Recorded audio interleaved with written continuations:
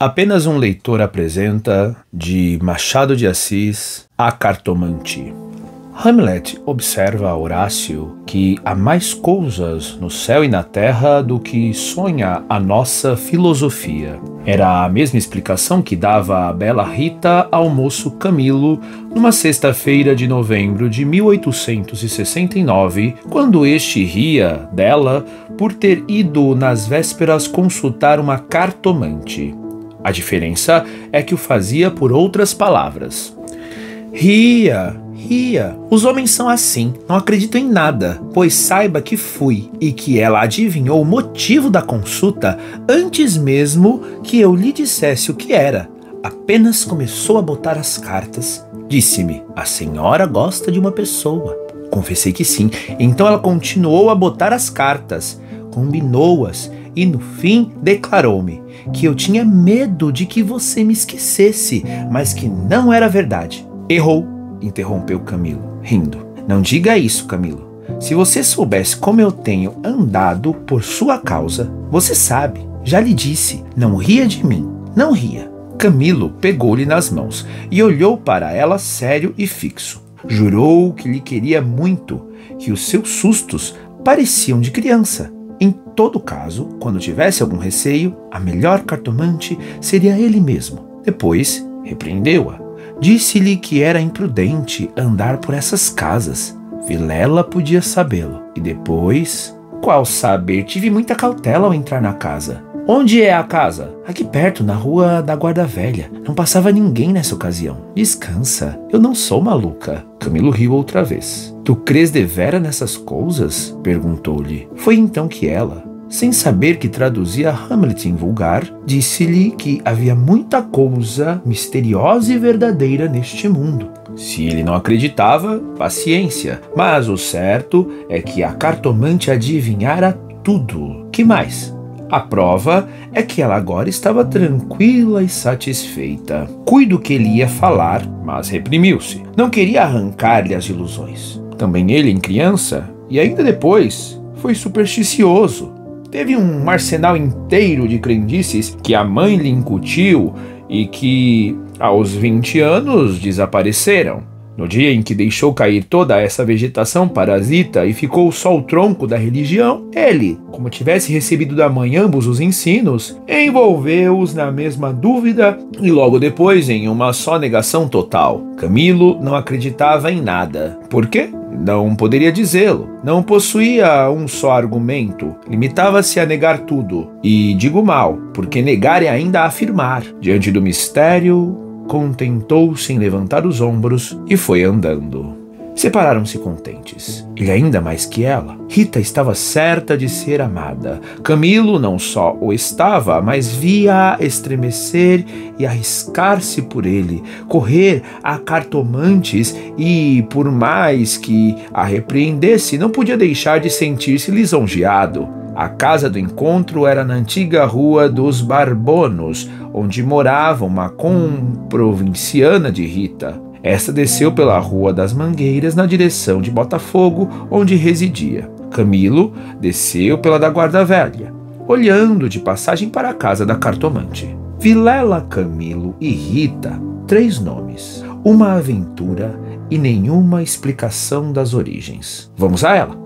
Os 2 primeiros eram amigos de infância. Vilela seguiu a carreira de magistrado. Camilo entrou no funcionalismo contra a vontade do pai, que queria vê-lo médico. Mas o pai morreu e Camilo preferiu não ser nada, até que a mãe lhe arranjou um emprego público. No princípio de 1869, voltou Vilela da província, onde casara com uma dama formosa e tonta. Abandonou a magistratura e veio abrir banca de advogado. Camilo arranjou-lhe casa para os lados de Botafogo e foi a bordo recebê-lo. É o senhor? Exclamou Rita, estendendo-lhe a mão. Não imagina como meu marido é seu amigo. Falava sempre do senhor. Camilo e Vilela olharam-se com ternura. Eram amigos deveras?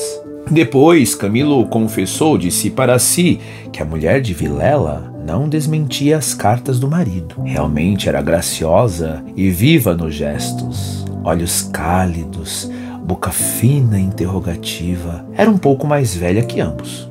completava 30 anos, Vilela 29 e Camilo 26. Entretanto, o porte grave de Vilela fazia-o parecer mais velho que a mulher, enquanto Camilo era um ingênuo na vida moral e prática. Faltava-lhe tanto a ação do tempo como os óculos de cristal que a natureza põe no berço de alguns para adiantar os anos. Nem experiência, nem intuição. Uniram-se os três. Convivência trouxe intimidade, pouco depois morreu a mãe de Camilo e nesse desastre que o foi, os dois mostraram-se grandes amigos dele. Vilela cuidou do enterro, dos sufrágios e do inventário. Rita tratou especialmente do coração e ninguém o faria melhor. Como daí chegaram ao amor, não o soube ele nunca. A verdade é que gostava de passar as horas ao lado dela. Era a sua enfermeira moral, quase uma irmã, mas principalmente era mulher e bonita. Odor de fêmina, eis o que ele aspirava nela e em volta dela para incorporá-lo em si próprio. Liam os mesmos livros, iam juntos a teatros e passeios. Camilo ensinou-lhe as damas e o xadrez e jogavam às noites. Ela mal, ele, para lhe ser agradável, pouco menos mal. Até aí as coisas. Agora, a ação da pessoa, os olhos teimosos de Rita, que procuravam muitas vezes o dele, que os consultavam antes de o fazer ao marido, as mãos frias, as atitudes insólitas, um dia, fazendo ele anos, recebeu de Vilela uma rica bengala de presente, e de Rita apenas um cartão com um vulgar cumprimento a lápis, e foi então que ele pôde ler no próprio coração. Não conseguia arrancar os olhos do bilhetinho. Palavras vulgares, mas há vulgaridades sublimes, ou pelo menos deleitosas. A velha caleça de praça, em que pela primeira vez passeaste com a mulher amada, fechadinhos, ambos, vale o carro de Apolo. Assim é o homem, assim são as coisas que o cercam. Camilo quis sinceramente fugir, mas já não pôde. Rita, como uma serpente, foi se acercando dele, envolveu-o todo, fez-lhe estalar os ossos num espasmo e pingou-lhe o veneno na boca. Ele ficou atordoado e subjugado. Vexame, sustos, remorsos, desejos, tudo sentiu de mistura, mas a batalha foi curta e a vitória delirante. Adeus, escrúpulos. Não tardou que o sapato se acomodasse ao pé e aí foram ambos, estrada fora, braços dados, pisando folgadamente por cima de ervas e pedregulhos sem padecer nada mais que algumas saudades quando estavam ausentes um do outro. A confiança e estima de Vilela continuavam a ser as mesmas. Um dia, porém, recebeu Camilo uma carta anônima que lhe chamava imoral e pérfido e dizia que a aventura era sabida de todos. Camilo teve medo e, para desviar as suspeitas, começou a rarear as visitas à casa de Vilela. Este notou-lhe as ausências. Camilo respondeu que o motivo era uma paixão frívola de rapaz. Candura gerou astúcia, e as ausências prolongaram-se e as visitas cessaram inteiramente. Pode ser que entrasse também nisso um pouco de amor próprio, uma intenção de diminuir os obséquios do marido para tornar menos dura a aleivosia do ato. Foi por esse tempo que Rita, desconfiada e medrosa, correu à cartomante para consultá-la sobre a verdadeira causa do procedimento de Camilo. Vimos que a cartomante restituiu-lhe a confiança e que o rapaz repreendeu-a por ter feito o que fez. Correram ainda algumas semanas. Camilo recebeu mais 2 ou 3 cartas anônimas tão apaixonadas que não podiam ser advertências da virtude, mas despeito de algum pretendente. Tal foi a opinião de Rita, que, por outras palavras mal compostas, formulou este pensamento: a virtude é preguiçosa e ávara, não gasta tempo nem papel. Só o interesse é ativo e pródigo. Nem por isso Camilo ficou mais sossegado. Temia que o anônimo fosse ter com Vilela, e a catástrofe viria então sem remédio. Rita concordou que era possível. Bem, disse ela, eu levo os sobrescritos para comparar a letra com as das cartas que lá aparecerem. Se alguma for igual, guardo-a e rasgo-a. Nenhuma apareceu, mas daí a algum tempo, Vilela começou-se a mostrar sombrio, falando pouco, como desconfiado. Rita deu-se pressa em dizê-lo ao outro, e sobre isto deliberaram. A opinião dela é que Camilo devia tornar à casa deles, tatear o marido, e pode ser até que ouvisse a confidência de algum negócio particular. Camilo divergia. Aparecer depois de tantos meses era confirmar a suspeita ou denúncia, mas valia cautelarem-se, sacrificando-se por algumas semanas. Combinaram os meios de se corresponderem em casa em caso de necessidade e separaram-se com lágrimas. No dia seguinte, estando na repartição, recebeu Camilo este bilhete de Vilela: "Vem já à nossa casa. Preciso falar-te sem demora." Era mais de meio-dia. Camilo saiu logo na rua. Advertiu que teria sido mais natural chamá-lo ao escritório. Por que em casa? Tudo indicava matéria especial, e a letra, fosse realidade ou ilusão, afigurou-se-lhe trêmula. Ele combinou todas essas causas com a notícia da véspera: "Vem já à nossa casa. Preciso falar-te sem demora", repetia ele com os olhos no papel. Imaginariamente, viu a ponta da orelha de um drama. Rita, subjugada e lacrimosa. Vilela indignado, pegando da pena e escrevendo o bilhete, certo de que ele acudiria e esperando-o para matá-lo. Camilo estremeceu. Tinha medo. Depois sorriu amarelo e, em todo caso, repugnava-lhe a ideia de recuar, e foi andando. De caminho, lembrou-se de ir à casa. Podia achar algum recado de Rita que lhe explicasse tudo. Não achou nada, nem ninguém.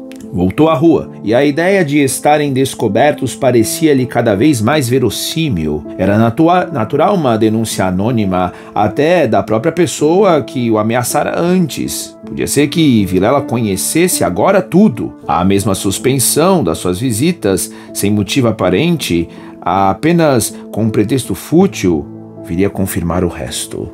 Camilo ia andando inquieto e nervoso. Não relia o bilhete, mas as palavras estavam decoradas diante dos olhos, fixas. Ou então, o que era ainda pior, eram-lhe murmuradas ao ouvido com a própria voz de Vilela: "Vem já à nossa casa.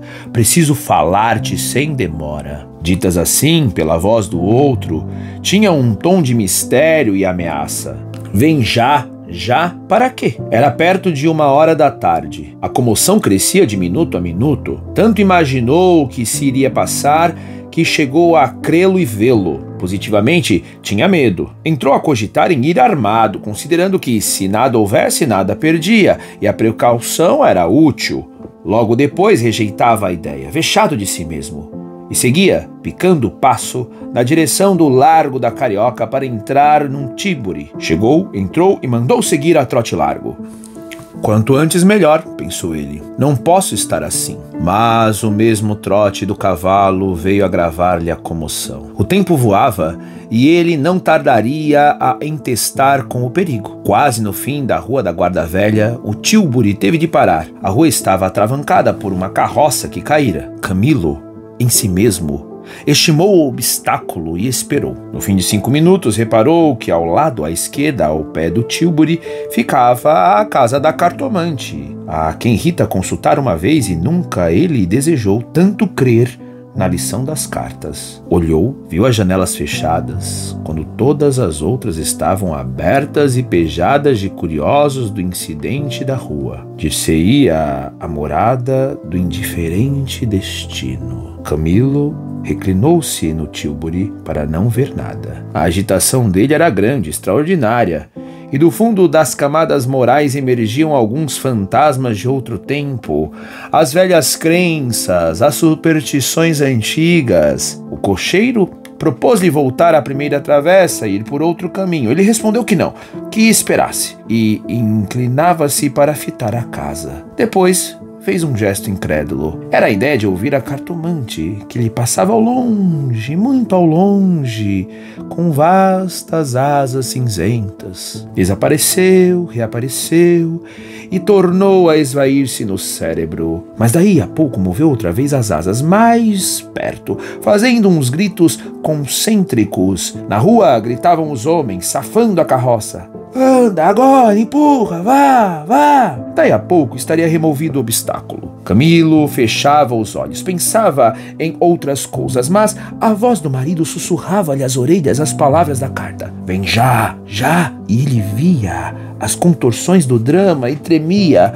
A casa olhava para ele. As pernas queriam descer e entrar. Camilo achou-se diante de um longo véu opaco. Pensou rapidamente no inexplicável de tantas coisas. A voz da mãe repetia-lhe uma porção de casos extraordinários e a mesma frase do príncipe de Dinamarca reboava-lhe dentro. Mais coisas no céu e na terra do que sonha a filosofia. Que perdia ele se... Deu por si na calçada, ao pé da porta. Disse ao cocheiro que esperasse. Rápido enfiou pelo corredor e subiu a escada. A luz era pouca, os degraus comidos dos pés, o corrimão pegajoso. Mas ele não viu nem sentiu nada. Trepou e bateu. Não aparecendo ninguém, teve ideia de descer, mas era tarde. A curiosidade fustigava-lhe o sangue. As fontes latejavam-lhe. Ele tornou a bater 1, 2, 3 pancadas. Veio uma mulher. Era a cartomante. Camilo disse que ia consultá-la. Ela fê-lo entrar. Dali subiram ao sótão por uma escada ainda pior que a primeira e mais escura. Em cima havia uma salinha mal alumiada por uma janela que dava para o telhado dos fundos. Velhos trastes, paredes sombrias, um ar de pobreza que antes aumentava do que destruía o prestígio. A cartomante fê-lo sentar diante da mesa e sentou-se do lado oposto, com as costas para a janela, de maneira que a pouca luz de fora batia em cheio no rosto de Camilo. Abriu uma gaveta e tirou um baralho de cartas compridas e enxovalhadas. Enquanto as baralhava, rapidamente olhava para ele, não de rosto, mas por baixo dos olhos. Era uma mulher de 40 anos, italiana, morena e magra, com grandes olhos sonsos e agudos. Voltou 3 cartas sobre a mesa e disse-lhe: Vejamos, primeiro, o que é que o traz aqui? O senhor tem um grande susto. Camilo, maravilhado, fez um gesto afirmativo. E quer saber, continuou ela, se lhe acontecerá alguma coisa ou não. A minha ela, explicou vivamente ele. A cartomante não sorriu. Disse-lhe só que esperasse. Rápido pegou outra vez nas cartas e baralhou-as com os longos dedos finos de unhas descuradas. Baralhou-as bem, transpôs os maços 1, 2, 3 vezes. Depois começou a estendê-las. Camilo tinha os olhos nela, curioso e ansioso. As cartas dizem-me... Camilo inclinou-se para beber uma a uma as palavras. Então ela declarou-lhe que não tivesse medo de nada. Nada aconteceria nem a um nem a outro. Ele, o terceiro, ignorava tudo. Não obstante, era indispensável muita cautela. Ferviam invejas e despeitos. Falou-lhe do amor que os ligava, da beleza de Rita. Camilo estava deslumbrado. A cartomante acabou, recolhendo as cartas e fechou-as na gaveta. A senhora restituiu-me a paz ao espírito, disse ele, estendendo a mão por cima da mesa e apertando a da cartomante. Esta levantou-se rindo. Vá, disse ela, vá, ragazzo innamorato. E de pé, com o dedo indicador, tocou-lhe na testa. Camilo estremeceu como se fosse a mão da própria Síbila e levantou-se também. A cartomante foi à cômoda, sobre a qual estava um prato com passas, tirou um cacho destas, começou a despencá-las e comê-las, mostrando 2 fileiras de dentes que desmentiam as unhas. Nessa mesma ação comum, a mulher tinha um ar particular. Camilo, ansioso por sair, não sabia como pagasse, ignorava o preço. Passas custam dinheiro, disse ele afinal, tirando a carteira. Quantas quer mandar buscar? Pergunte ao seu coração, respondeu ela. Camilo tirou uma nota de 10.000 réis e deu-lhe. Os olhos da cartomante fuzilaram. O preço usual era 2.000 réis. Vejo bem que o senhor gosta muito dela.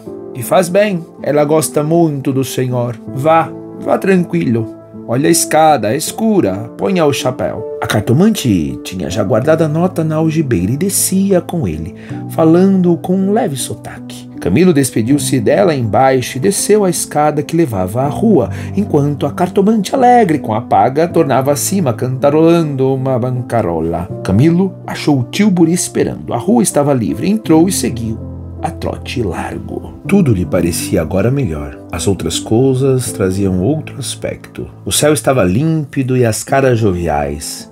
Chegou a rir dos seus receios, que chamou pueris, recordou os termos da carta de Vilela e reconheceu que eram íntimos e familiares. Onde é que ele lhe descobrira a ameaça?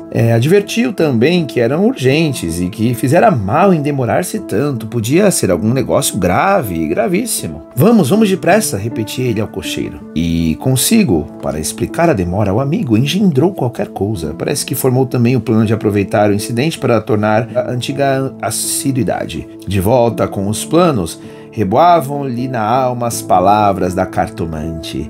Em verdade, ela adivinhara o objeto da consulta, o estado dele, a existência de um terceiro. Por que não adivinharia o resto? O presente que se ignora vale o futuro. Era assim, lentas e contínuas, que as velhas crenças do rapaz iam tornando ao de cima, e o mistério empolgava-o com as unhas de ferro. Às vezes queria rir e ria de si mesmo, algo vexado. Mas a mulher, as cartas, as palavras secas e afirmativas, a exortação vá, ragazzi namorato. E no fim, ao longe, a barcarola da despedida, lenta e graciosa. Tais eram os elementos recentes que formavam com os antigos uma fé nova e vivaz. A verdade é que o coração ia alegre e impaciente pensando nas horas felizes de outrora e nas que haviam de vir. Ao passar pela glória, Camilo olhou para o mar, estendeu os olhos para fora até onde a água e o céu dão um abraço infinito e teve assim uma sensação